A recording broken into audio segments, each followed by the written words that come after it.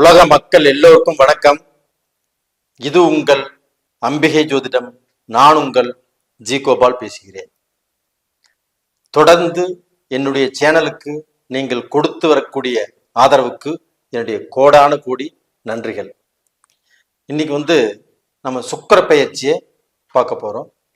இந்த சுக்கிர பகவானுடைய பெயர்ச்சி ஆகப்பட்டது டிசம்பர் 28 ஸ்டார்ட் ஆகுது.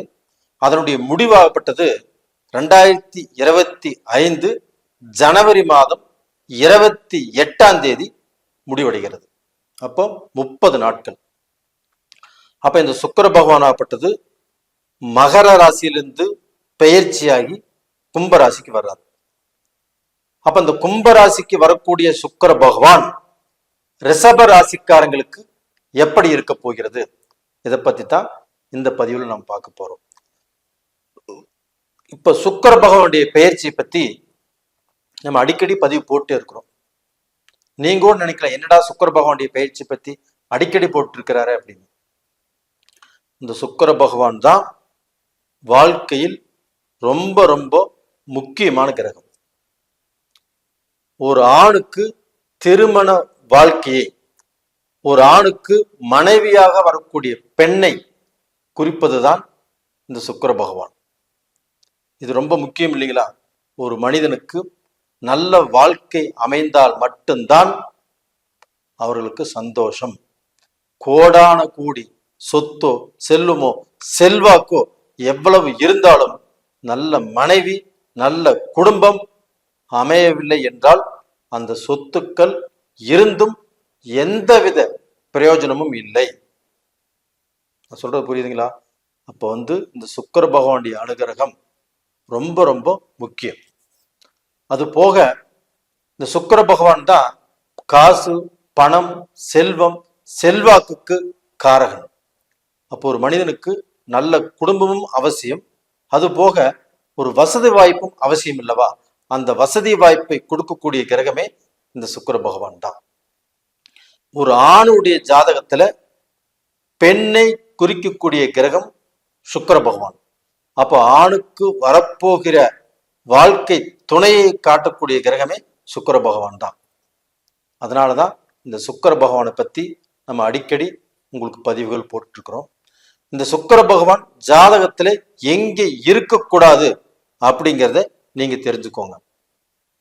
சுக்கிர பகவான் ஆகட்டும் உங்க லக்னத்திலிருந்து எண்ணி வர 6ஆம் இடம் 7ஆம் இடம் 10ஆம் இடம் இந்த 3 ஸ்தானங்களில் சுக்கிர பகவான் இருந்து அந்த சுக்கிர தசையே உங்களுக்கு நடக்குது, இல்ல சுக்கிர புத்தி நடக்குது அப்படின்னா அந்த பீரியட்ல கண்டிப்பாக உங்களுக்கு நல்ல பலன்களை கொடுக்க இயலாது.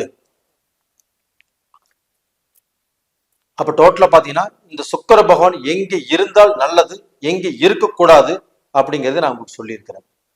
இப்ப இந்த ரிஷப ராசிக்கு சுக்கிர பகவான் ஆப்பட்டது 10ஆம் இடத்துல தான் இருக்கிறார். சார் 10ஆம் இடத்துல இருந்தா நல்லதில்லைன்னு நீங்க தானே சொல்லியிருக்கிறீங்க. ஆமா, ஆனால் அந்த 10ஆம் இடத்தில் இருக்கக்கூடிய சுக்கிர பகவான் யாரோடு சேர்ந்திருக்கிறாரு? சனி பகவானோடு சேர்ந்திருக்கிறாரு. அந்த சனி பகவான் அங்கு ஆட்சியாக இருக்கிறாங்க. அப்ப ஆட்சி பெற்ற சனி பகவானோடு சுக்கிரன் இணைவது 10ஆம் இடத்தில் சுக்கிரன் இருந்தாலும் உங்களுக்கு தோஷத்தை செய்யாது. 2வது பாயிண்ட் என்னன்னா, ரிஷப ராசிக்காரங்களுக்கு மிகுந்த நட்பு கிரகம் எது அப்படின்னா சனி பகவான் தான். இந்த நவகிரகங்கள்லயே அதி நட்பு கிரகம் அப்படிங்கிறது சனி பகவான் தான். அப்ப அந்த அதி நட்பு கிரகத்துடைய வீட்டுல தான் இந்த சுக்கிர பகவான் இருக்கிறார். இது போதாதுங்களா? ரிஷப ராசிக்காரங்களே, உங்களுடைய வாழ்க்கையில உங்களுக்கு எவ்வளவு கஷ்டத்துல சோதனையில பிரச்சனையில நீங்க வாழ்ந்து வந்திருந்தாலும் இந்த பீரியட்ல உசப்பா அப்படின்னு உட்காரக்கூடிய அளவுக்கு உங்களுக்கு நல்ல பலன்களை இந்த சுக்கிர பகவான் கண்டிப்பா கொடுப்பார். அதுவும் அல்லாமல் சுக்கிர பகவான் சனியோடு இணைந்ததுனால மிகுந்த பலன்களை நல்ல பலன்களை உங்களுக்கு கொடுக்கவிருக்கிறார். இது போக பாத்தீங்கன்னா ரிஷப ராசியில் பிறந்த ஆண்களுக்கு யாராருக்கு எல்லாமே திருமணம் நடக்கவில்லையோ, திருமணம் தடைபட்டுச்சோ, அவர்களுக்கு எல்லாமே இந்த பீரியட்ல கண்டிப்பாக கடந்த காலத்துல நீங்க பொண்ணு கேட்டு கொடுக்கலன்னு சொன்னவங்க கூட இந்த டைம் வந்து கேட்க சொல்லுங்க, நான் கொடுக்கறேன்னு சொல்லுவாங்க. இல்ல நீங்க ஒருத்தர் பொண்ணு பார்க்கணும்னு இந்த டயத்துல முடிவு பண்ணினால் கண்டிப்பாக அந்த முடிவும் சுபமாக முடியும். அப்ப இந்த பீரியட்ல உங்க போய் பொண்ணு பார்க்கறாங்க, இல்ல கல்யாணம் பண்றீங்க, இந்துவாக இருக்கட்டும், முஸ்லிமா இருக்கட்டும், கிறிஸ்டினா இருக்கட்டும், எந்த மதத்தினராக வேணா இருந்துக்கலாம், அவங்களுக்கு இந்த மாதம் நல்ல மாதம். சுக்கிர பகவானுடைய அனுகிரகம் உங்களுக்கு இருக்குது. இது போக அந்த சுக்கிர பகவான் ஆப்பட்டது, இப்ப நீங்க ஒருத்தரை காதலிக்கிறீங்க, இல்ல காதலிச்ச பெண்ணையே நம்ம திருமணம் பண்ணிக்கோன்னு நினைக்கிறீங்க.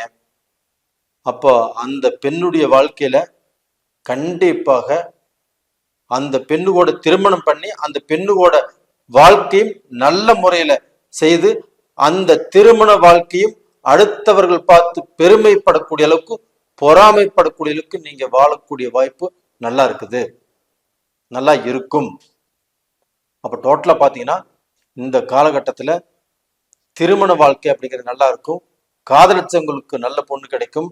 இப்ப திருமணம் ஆகி குடும்பம் நடத்திட்டு இருக்கிறவங்க அவங்களுக்கு வந்து பாத்தீங்கன்னா கடந்த காலத்துல சில குழப்பங்கள், சில மனஸ்தாபங்கள், சில பிரச்சனைகள், சில வேதனைகளோட குடும்பம் நடத்தி இருந்தாலுமே இந்த பீரியட்ல கண்டிப்பாக அந்த குழப்பங்கள் தீர்ந்து, அந்த மனஸ்தாபங்கள் தீர்ந்து, கணவரை புரிந்து கொண்டு அந்த வாழ்க்கை நடத்துவதற்குண்டான வாய்ப்புகள் உங்க மனைவிக்கு இருக்குது. அப்ப அந்த மனைவி விட்டு கொடுத்து அட்ஜஸ்ட் பண்ணி அப்ப அந்த கணவரோடு நல்லபடியாக வாழக்கூடிய அளவுக்கு வாய்ப்புகள் நல்லா இருக்குது. அப்ப இந்த சுக்கிர பயிற்சி ஆகப்பட்டது கணவன் மனைவிக்கும் அவங்க திருமண வாழ்க்கைக்கும் அவங்களுடைய காதல் கல்யாணம் நடப்பதற்கும் இந்த பீரியட்ல யாரையாவது காதலிக்கலாம்னு நினைச்சாலுமே அது நல்லபடியாக முடியும். இவ்வளவு சௌகரியங்களை உங்களுக்கு ஏற்படுத்தி கொடுக்குது. இது போக ரிஷபராசிக்காரங்க இப்ப வெளிநாட்டுல இருக்கிறாங்க, சிங்கப்பூர்ல இருக்கிறாங்க, இல்ல மலேசியால இருக்கிறாங்க, இல்ல ஆஸ்திரேலியா இருக்கிறாங்க, இல்ல கனடா இருக்கிறாங்க, இல்ல யூஎஸ் இருக்கிறாங்க. இப்ப மனைவி இங்கேயும் கணவன் அங்கேயும் இருக்கிறாங்க வச்சுக்கோங்களேன். அவங்களுக்குள்ள அந்த பிரிவு, அந்த மன வேதனைகள் இருக்கும். அப்போ அவங்களுக்கு இந்த ஒன்று சேர்ந்து வாழ்வதற்குண்டான சில முடிவுகள் இந்த மாசத்துல எடுக்கப்படும். அப்ப அதன் மூலியமாக இவங்களுக்கு சந்தோஷம் கண்டிப்பாக பெருகும்.